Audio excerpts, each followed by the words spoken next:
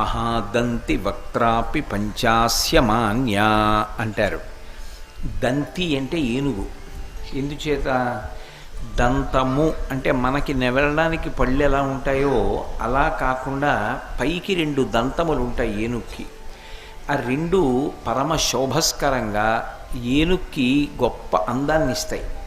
అందుకే ఏనుగుకి దంతి అని పేరు వచ్చింది. మహాదంతి అదే మామూలు ఏనుగు కాదు.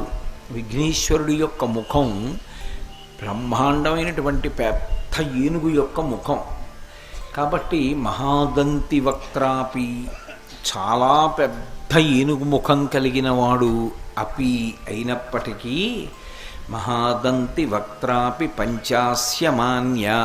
సంస్కృతంలో మాన్య అంటే గౌరవింపబడుట, పూజింపబడుట అని.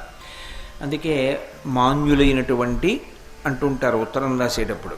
మాన్య అంటే పూజించుట. లోకంలో ఎక్కడైనా ఏనుగు సింహం కనపడితే భయపడిపోతుంది.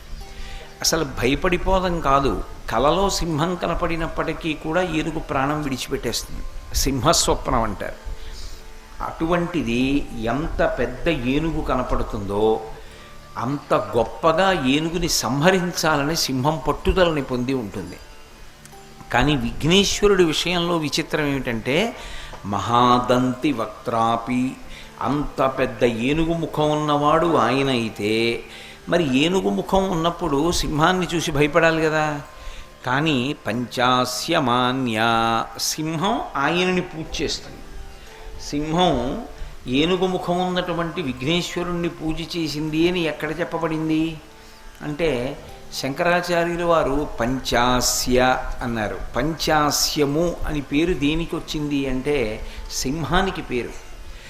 పంచాస్య అంటే పంచ అంటే 5 అని ఒక అర్థం, ఆస్య అంటే ముఖములు కలిగినది, 5 ముఖములు కలిగినది కాబట్టి పంచాస్య అని ఒక అర్థం.